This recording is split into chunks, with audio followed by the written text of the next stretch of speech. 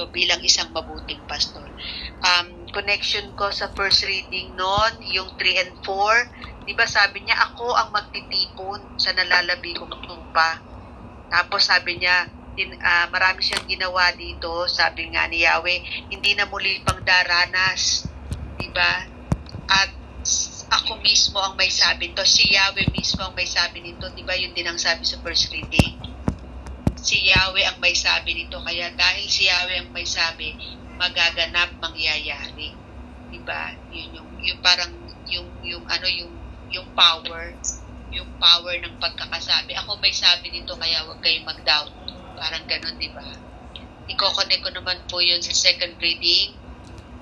Sa verse 14, siya ang nagbigay ng kapayapaan, siya mismo, di ba? Sabi rin dito, ako mismo, sapagkat si Kristo mismo, siya ang nagbigay ng kapayapaan, gumiba ng pader. Yung makikita mo rin yung style ng Lord, di ba? Parang yun yung gusto sana nating i-imitate. Hindi siya talaga nakakahon. Ang Panginoon hindi nakakahon. You see, sabi dito, pinawalang bisa niya. Di ba? To be able to do what his heart's desire. Anong desire ni Lord? Sa second reading, mapagkasundo. Di ba? Yun ang sabi doon. Mapagkasundo. Second reading. Sabi rin verse 14, sapagkat si Kristo mismo ang nagbigay sa atin ng kapayapaan dahil pinag-isa niya ang mga Hudyo at ang mga Hintil. Diba? Ginibahan niya ang pader.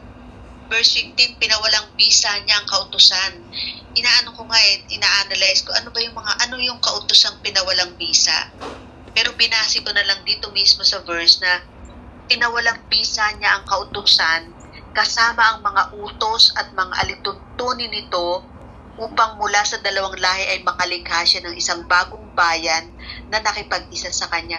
Parang inano ko lang na, syempre may mga kanya-kanyang rules yan di ba? Kasi magkaibang bayan. Pero giniba niya yun, di ba? Pinawalang bisa niya yung kautusan upang mapag-isa ang dalawang magkalaban na to, di ba? Yun po. So, malasakit pagmamahal ng isang leader, at saka yung siya mismo ang gagawa. Saka parang natin talagang pag ang Lord ang nagsabi, powerful, kasi gagawin niya talaga.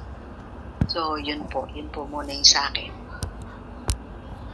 Dr. Sister Coach Arnie, parang nakikita natin dito yung mission, yung kadoktor ng binasa natin ng nakaraan, yung mission ng Panginoon. Yung pagpili niya, Sis G.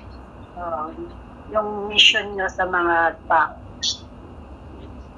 Oo nga kanina nga din naisip ko habang nasa CR ako. Habang nasa CR. Mission, ganun. Yung pagpili ng Lord, parang sabi ko, ako din, dapat sa atin din Yung pagpili sa atin ng Diyos, dapat in return, pinipili din natin ng Diyos. Kung pinipili natin ng Diyos, pipiliin nating magtiwala sa kanyang kakayahan, kapangyarihan, at kagustuhan.